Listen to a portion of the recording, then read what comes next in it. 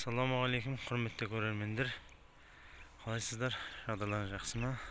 Бұл мен Асылқан Ыбырайымұлы, ауылдан қарапайым баласымын. Мен сіздерге айтайын дегенім, бұл Қазақстанға келіп жатқан жаңа кәсіп, бұл биогумус, яғни табиғи тыңайтқыш. Бұны қалай пайдаланасыз? Қаяқтан шықты бұл?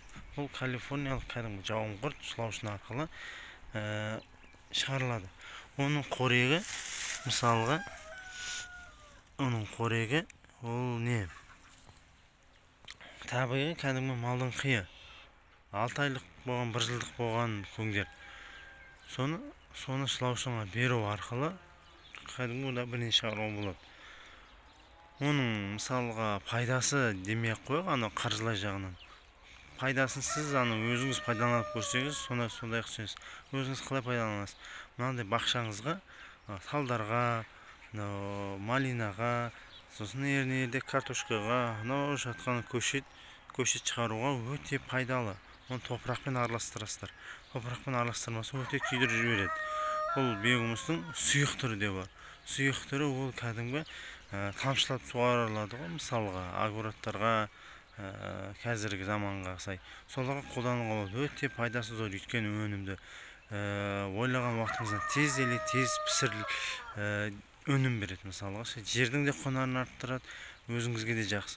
Бір жағынан оны сатсаңыз да, өзіңізге алып қалсаңыз да еш зияны болмайды. Мысалы, ол шылаушындар айта кетерлігі, бұлар өздерімен өздері көбейе береді. Тек қана болған сіз көңіл бөлесіз, тек қана көңіл салып отырасыз 40 күн сайын. Сосын ылғалдылығын 70% ұстап отырады. Және температурасы 18-25 градус арасы жақсы жұмыс істеп, бір шылаушының өзі 7-ден 10-15 кейін көбейе береді. Ол 7 күн сайын ұрық тастап отырады бұлар. Ол өте көбейетін нәрсе. Мысалға, мына жерде ол қыста салынған етін 11 квадрат. Ар жағында уже жаңа азығы салған. Соған көшіп жатыр. Бұл ящиктерді не қылып тұр десеңіз, ящиктерге бұл көшіру мақсатында. Бұлар жаңа көңге көшетті. Ол жаңа көң іздейді. Уже мыналар жеп қойған, мұның бәрі уже бұда не жоқ. Уже бұда көңнің еші емес, кәдімгі қара топырақтың еші шығады. Сол сияқты, ол мына жақта жаңадан дайындалған азықтар бар.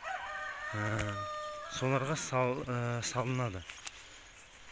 Міне осыларға салынып, Құдай қаласа өйстіп көбейе береді. Мына жақтарға егіледі. Соларға пайдаланамыз. Уже оның пайдасын білсеңіз, өзіңіз-ақ желанияңыз ашылып кетеді. Просто байқап көру керек. Жай ғана көру керек. Оны аяқ астындағы байлық деп те атауға болады, мысалы, айта келіп. Рахмет. Сіздермен болған мен Асылқан Ыбырайымұлы. Каналға жазылып, менен көптеген жаңалықтар күтіп отырыңыздар. Рахмет.